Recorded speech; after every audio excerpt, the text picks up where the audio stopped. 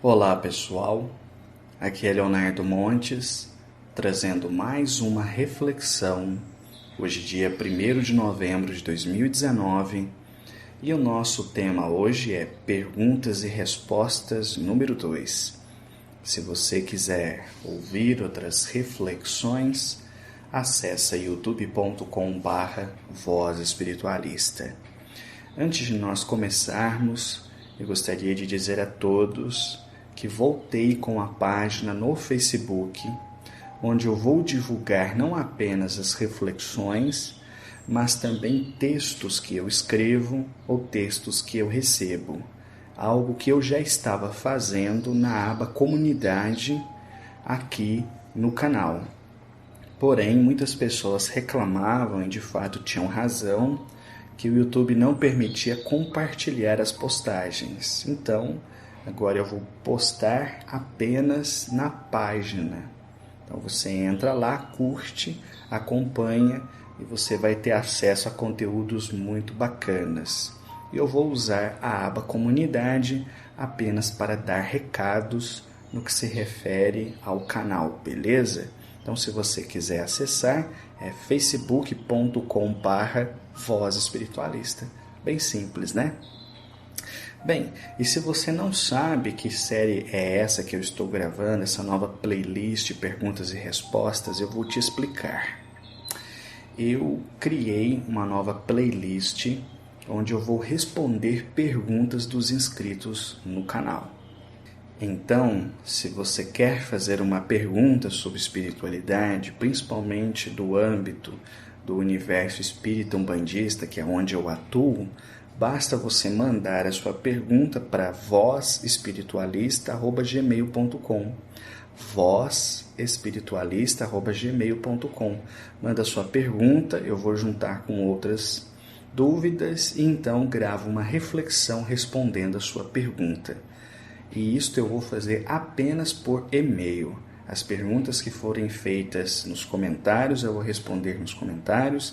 As perguntas que foram feitas no WhatsApp, eu vou responder por lá, beleza? Então vamos começar.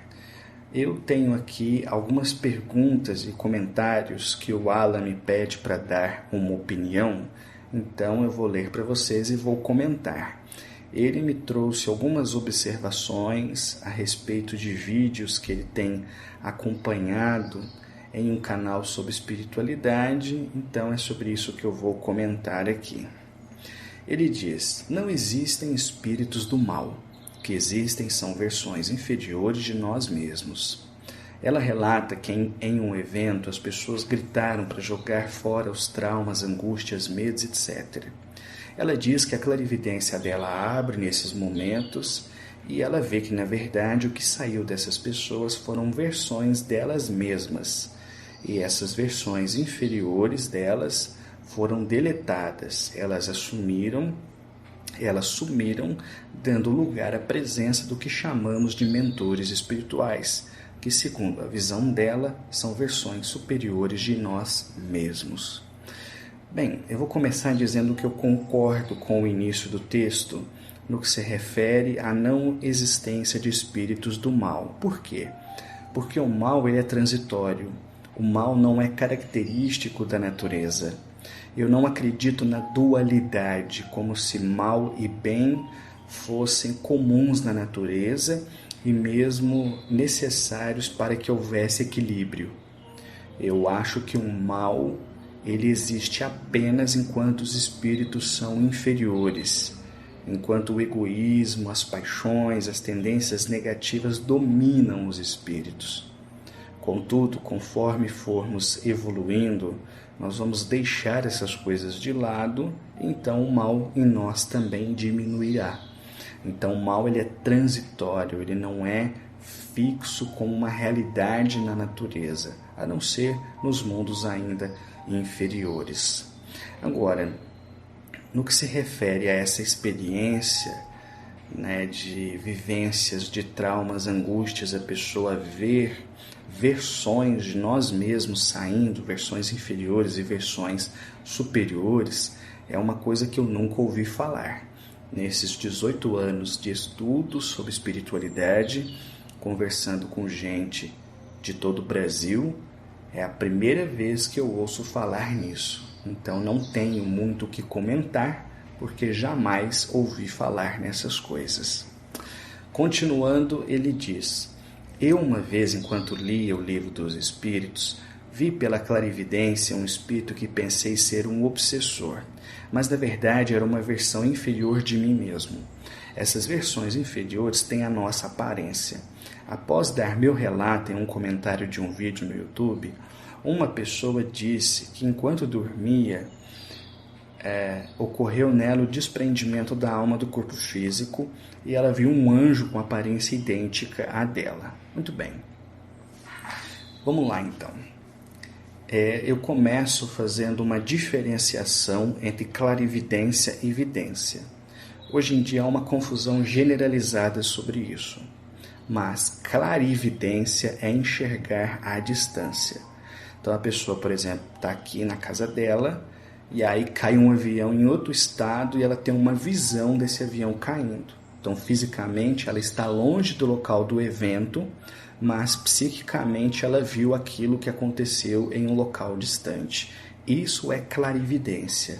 Agora, vidência é enxergar os espíritos. Então, o médium vidente é aquele que tem a capacidade de enxergar os espíritos. São fenômenos, portanto, diferentes, embora usualmente as pessoas confundam e mesmo acabem misturando esses termos, beleza? E vamos lá, o que poderia explicar este acontecimento?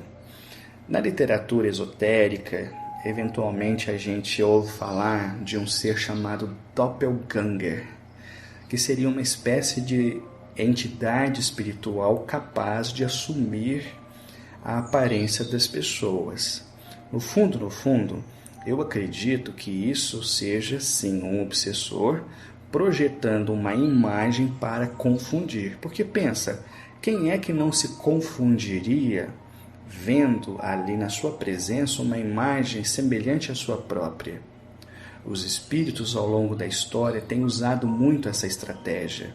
Então, por exemplo, quando o médium vidente na antiguidade via um espírito muito evoluído, geralmente no ar, pintava esse espírito como sendo um anjo, com asas, etc. Mas era apenas um espírito muito evoluído. Sentia a irradiação de paz que vinha desse ser. Aí ele procurava símbolos para demonstrar isso, aí pintava junto com o passarinho, junto com o sol, junto com o arco-íris. E o contrário também acontecia. Quando os médiuns viam espíritos inferiores, espíritos sombrios, muitas vezes com características animalescas, então eles retratavam esses espíritos com metade do corpo humano, metade do corpo animal, uma aura sombria, uma coisa escura. Então, os espíritos têm essa capacidade, principalmente aqueles que têm muita força mental, de projetarem imagens que confundam as pessoas. É o que eu diria ser uma explicação plausível para essa ideia, já que eu não conheço, nunca vi essa hipótese de que existem várias versões de nós mesmos coexistindo ao mesmo tempo. Eu não acredito nisso. Eu acredito que nós somos o que nós somos e que há apenas uma única versão nossa, que é aquilo que a gente de fato é. Continuando, ele diz: as religiões aprisionam as pessoas. As religiões nos colocam como seres pecaminosos, seres pobres, imperfeitos, ignorantes, seres que precisam expiar, pagar karma, reparar erros devido a erros que cometemos em vidas passadas. E também nos mostra Deus como algo externo. Vamos lá. Eu concordo em partes com a primeira frase. Existem algumas religiões que de fato têm uma estrutura de pensamento que tende a aprisionar as pessoas, mas não é possível generalizar. Nós temos inúmeros exemplos de pessoas nas mais diversas religiões que fizeram trabalhos grandiosíssimos que transcenderam em muito as estruturas da própria religião. Então, dizer que todas as religiões aprisionam as pessoas me parece antes um preconceito do que propriamente uma visão de mundo. Bem, quanto a dizer que as religiões colocam as pessoas como seres pecaminosos, pobres, imperfeitos, ignorantes, etc., eu acredito que você esteja se referindo às religiões mediúnicas, às religiões espiritualistas, que normalmente são as que falam de karma, vida passada, vida futura, né? E eu diria o seguinte, eu não acho que as religiões estejam querendo vender essa imagem simplesmente para reforçar os seus dogmas. Eu acho que essas religiões passam esses conceitos justamente porque eles explicam a realidade. Ora, a maioria das pessoas que eu conheço são pessoas egoístas, são pessoas que dedicam a sua vida simplesmente focados na matéria, que não procuram estender a mão para ninguém, que só pensam em si e, quando muito, nos seus. Então, as imperfeições são características humanas muito presentes. A gente vê isso na sociedade o tempo todo, nos jornais, nas redes sociais. Então, isso não é uma visão que a religião está vendendo. A religião está apenas constatando aquilo que a experiência demonstra. Então, eu realmente vejo nós, os espíritos encarnados, como seres pobres, imperfeitos, ignorantes, cheios de karma, etc. Mas eu também acredito que nós temos muitas potencialidades, tanto é que as principais correntes espiritualistas sempre falam na evolução, sempre falam na possibilidade de vivermos vidas felizes, vidas melhores, desde que façamos por onde. Então não é apenas uma visão negativa, existe todo um lado positivo. A reencarnação para alguns espíritos realmente é um processo de expiação e de prova, mas para outros espíritos é um processo de construção. Então nem todo mundo vem aqui para pagar, nem todo mundo está fudido. Tem muita alma boa, e só é boa porque já tem bastante tempo que tem plantado coisas boas em seu caminho. É o que eu acredito. Depois ele continua, segundo a Cris, nós somos uma expansão de Deus. Somos todos Deus. É como se Deus fosse um oceano e nós fôssemos gotas dele. Eu sou você, você é eu, todos somos a mesma coisa se experienciando. Bem, isso é uma versão do panteísmo, né? Que é uma doutrina já bastante antiga e que tem as suas versões aí em toda a internet. A gente encontra variações. É uma filosofia espiritualista que sem dúvida deve ser respeitada, mas que não casa com a minha experiência. Eu entendo que Deus é o Criador e nós somos criaturas. Aliás, os espíritos sempre disseram que existem basicamente 3 coisas no universo: Deus, Espírito e matéria. Deus não é espírito e nem é matéria. O espírito não é Deus e também não é matéria. E a matéria não é espírito e também não é Deus. São 3 coisas diferentes. Portanto, nós somos as criaturas. O mundo é a sua criação material.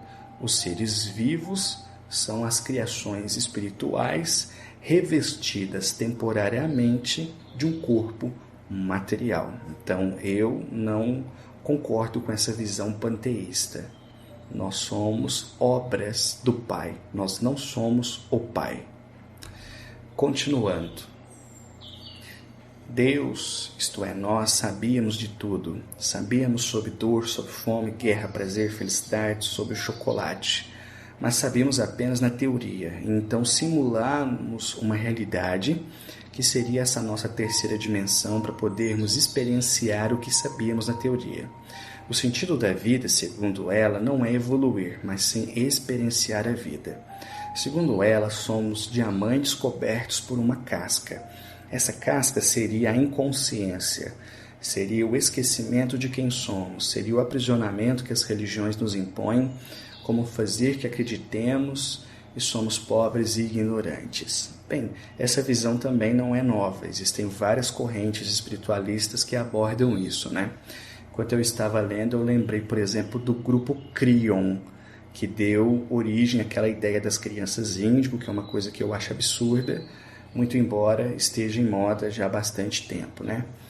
E quando eu vejo explicações desse tipo, eu penso que elas são mais complexas do que aquela que nós defendemos. Então, por exemplo, para mim, nós somos espíritos, fomos criados por Deus, vamos aprendendo através das sucessivas reencarnações, e para embasar essas opiniões, existem centenas de médiuns em várias correntes espiritualistas nos últimos 150 anos dizendo basicamente a mesma coisa.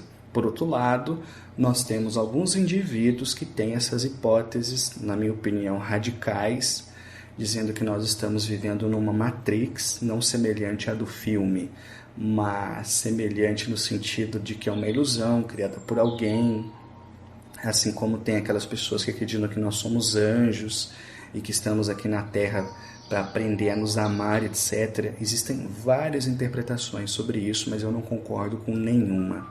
Eu acho que não faz o menor sentido pensar nessas experiências que normalmente surgem da opinião de alguns indivíduos, em contraste a todo o conteúdo mediúnico que nós temos aí pelo menos dos últimos 150 anos, atestado e referendado por diversas correntes e pessoas diferentes. Então, eu não acredito nisso.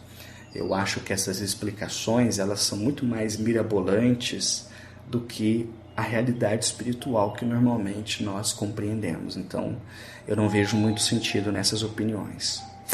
Continuando. E tudo isso resulta em morte, assassinato, estupro, fome, orgulho, busca de poder, miséria, vaidade. E quando expandimos a consciência e nos libertamos desse sono de inconsciências, nós iríamos compreender que já somos perfeitos, somos Deus, diamante, somos tudo e todos se experienciando. Bem, vamos lá. Eu fico muito com o pé atrás nessas visões espirituais, nessas correntes espiritualistas que colocam na conta da religião tudo de ruim que acontece. Vamos lá. Eu vejo as religiões como caminhos espirituais que Deus permite a sua existência justamente para que todos nós possamos encontrar o caminho que mais fale ao próprio coração. Eu não acredito numa religião verdadeira. Eu acredito, ao contrário, que todas as religiões são transitórias, porque nascem do esforço humano de buscar a divindade. E como é um esforço humano, portanto, é um esforço imperfeito. Mas colocar a religião como responsável por mortes e assassinatos é um exagero.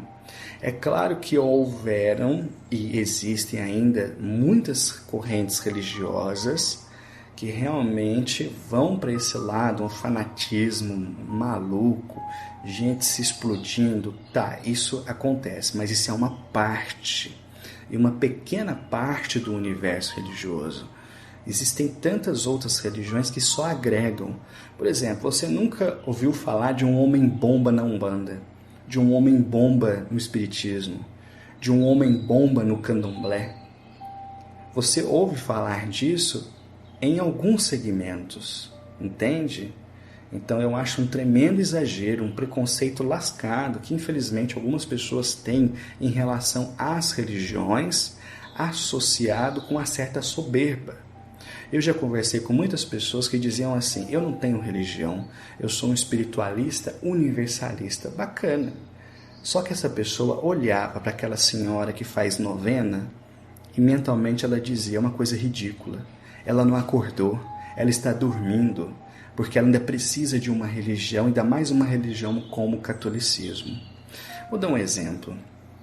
Em 2015, quando eu concluí a minha graduação em psicologia, eu tinha que fazer um TCC e eu estava começando na Umbanda.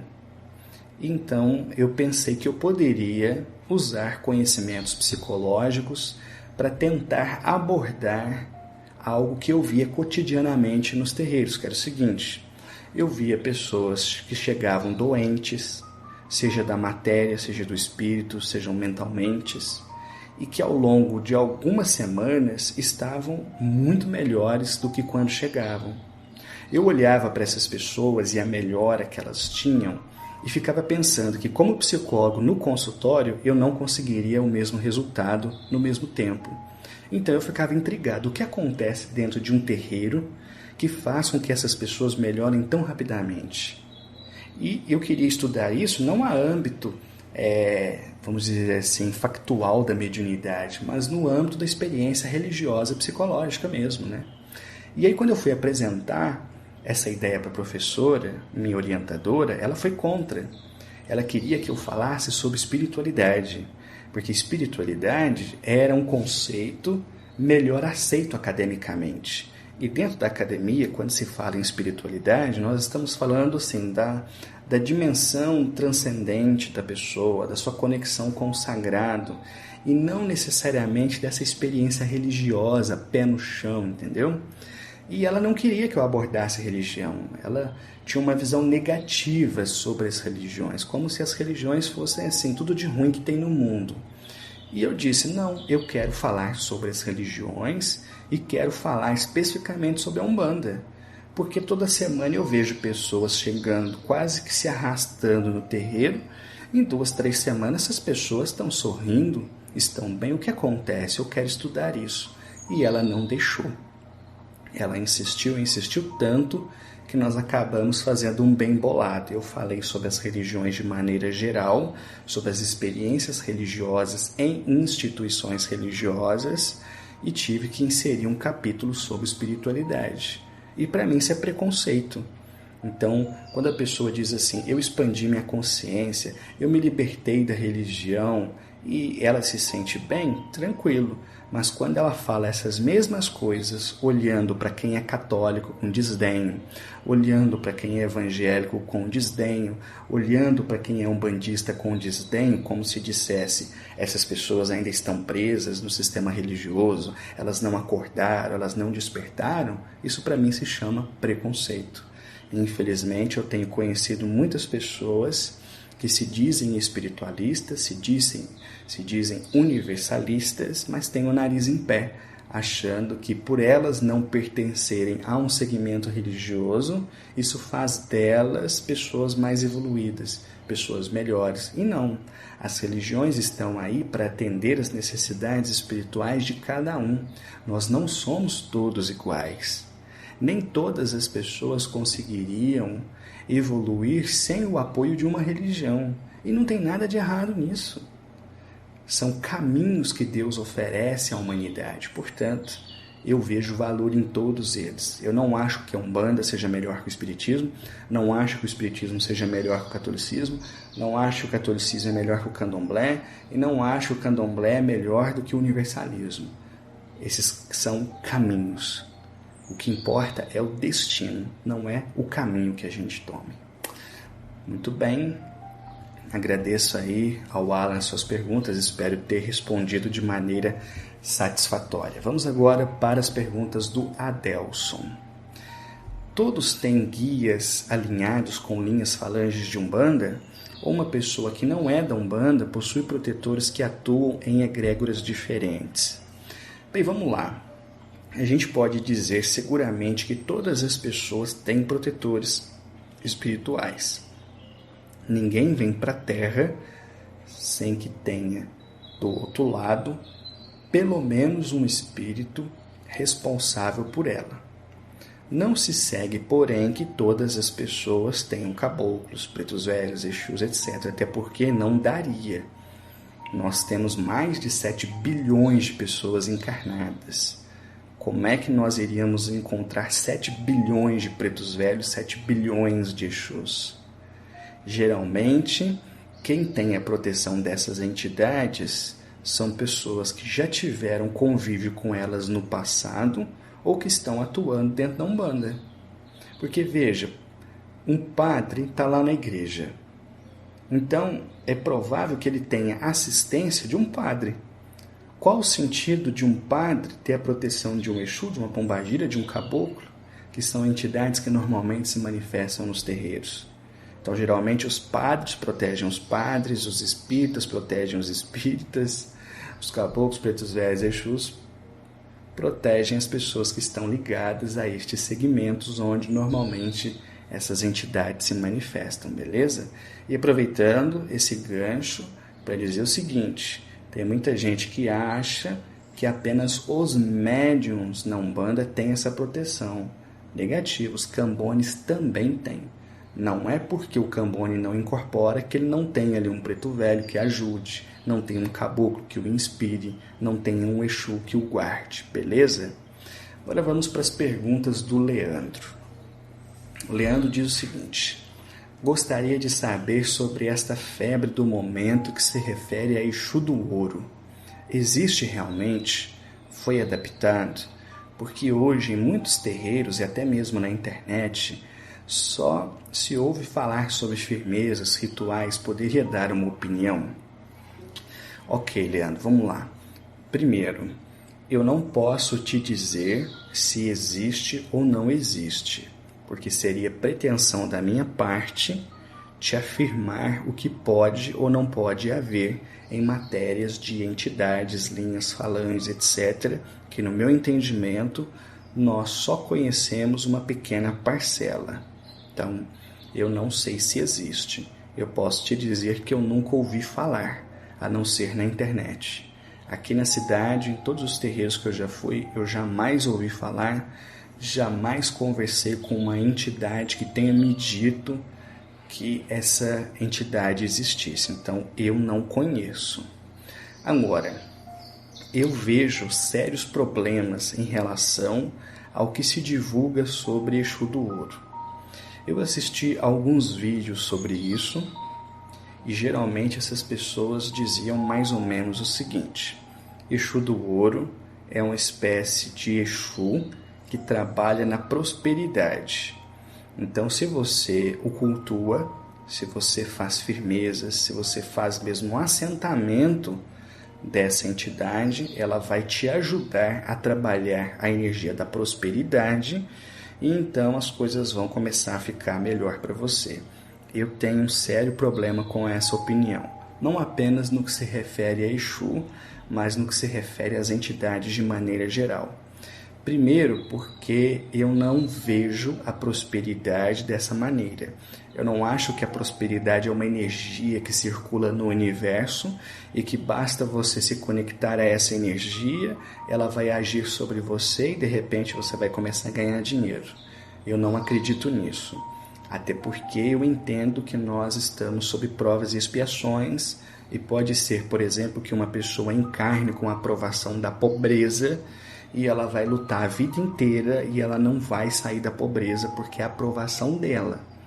Então, dizer que uma pessoa que encarnou com essa aprovação, só porque vai começar a fazer oferenda, só porque vai começar a fazer firmeza para um Exu, de repente ela vai conseguir superar essa pobreza, me parece ingenuidade.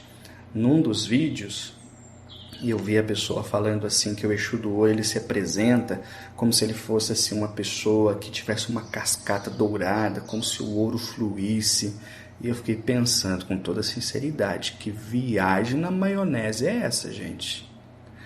Geralmente eu vejo as pessoas viajarem no que se refere à aparência das entidades. Então você vê desenhos de Pombagira, que são aquelas mulheres perfeitas. Você tem aqueles desenhos de Exu que parecem lá aqueles gentlemen da era vitoriana, de capa e cartola, perfume, barba bem aparada. Isso são fantasias. Eles são entidades que um dia foram pessoas na Terra. Então a aparência que eles têm geralmente é uma aparência tipicamente humana. Então, se a gente não encontra todos os dias um homem excessivamente bonito, se nós não encontramos todos os dias uma mulher excessivamente bonita, por que é que os nossos guias teriam essa aparência? Então, isso para mim são fantasias que as pessoas criam, né? Assim como às vezes eu vejo quadros de caboclo em que o caboclo é retratado como se fosse o Schwarzenegger, um caboclo 2x2. E aí você vê fotos, vê filmes, reportagens, você não vê nenhum caboclo marombado. E nas pinturas eles aparecem sempre assim, né? Um armário ali, um caboclão gigante. Então, isso são fantasias. E quando eu ouvi essa descrição do Exu do Ouro, como se fosse um espírito com uma veste dourada e que escorria dele assim, algo brilhante, purpurinado, eu falei, meu pai, acho que há muitos exageros nessa questão, entendeu? Então, se Exu do Ouro existe ou não, eu não sei. Mas que eu duvido que se você fizer firmezas, rituais para essa entidade, você vai se tornar próspero, eu duvido. Eu realmente não acredito nisso nem um pouco. E, repito, não apenas para Exu. Essas entidades estão aqui para nos ajudar a nos tornarmos pessoas melhores, não pessoas mais ricas. E outra pergunta do Leandro. Essa semana, em um trabalho, ouvi uma entidade falar que era o Exu Mirim. Também gostaria de ouvir você falar sobre essa entidade. Bem, na verdade, Exu Mirim é uma falange composta de diversas linhas, né? Eu nunca vi Exu Mirim manifestado, assim como eu nunca vi boiadeiro, nunca vi marinheiro. Não são linhas que nós trabalhamos aqui na nossa casa. Então, o que eu conheço a este respeito é daquilo que eu vejo na internet ou daquilo que eu falo com as entidades. Na nossa opinião, isto é, daquilo que as entidades já me falaram a este respeito, Exus mirins nada mais são do que crianças, forma infantil, espíritos que trabalham junto com os Exus. Então você tem o Exu que é a versão maior, a versão adulta, entre aspas, e o Exu mirim seria a criança que está neste caminho, atuando ali como guardiã. Mas, repito, nós nunca tivemos contato com essa linha, isto é apenas aquilo que as entidades já me falaram sobre isso, beleza? E por fim, a pergunta da Lúcia. Imagino que em razão do texto que eu divulguei, que está circulando ali na internet, onde Geraldo Lemos conta uma história, né, que Chico contou para ele de uma senhora que foi cremada, ela pergunta qual a diferença entre a cremação e o enterro do ponto de vista espiritual. Bem, Lúcia, vamos lá. Acontece o seguinte, a morte não é um ato, a morte é um processo. A partir do momento em que para o coração, que cessa a circulação sanguínea, não ocorreu a morte. Ela está apenas se iniciando. Isto porque o espírito se separa do corpo gradativamente. Leva tempo até que os laços que o prendem à matéria sejam rompidos. Nos espíritos mais evoluídos, essa separação acontece mais rápida. Nos espíritos mais inferiores, essa ligação permanece durante mais tempo. Então, por exemplo, um espírito muito evoluído é capaz de desencarnar em poucas horas. Já um espírito muito inferior pode levar semanas. Então, a diferença entre a cremação e o enterro é que na cremação o corpo geralmente é queimado em um tempo muito reduzido. Pode acontecer do espírito não ter se desligado completamente. Não é que o espírito vai pegar fogo junto com o corpo, não. Muitas vezes ele já está até longe do corpo, mas ainda existem laços fluídicos ligando ao corpo. Então, como a cremação acontece num tempo geralmente inferior, quando o corpo é queimado, o espírito sente um solavanco, ele sente um choque, ele sente uma repercussão, porque o desligamento foi brusco, porque o corpo foi destruído.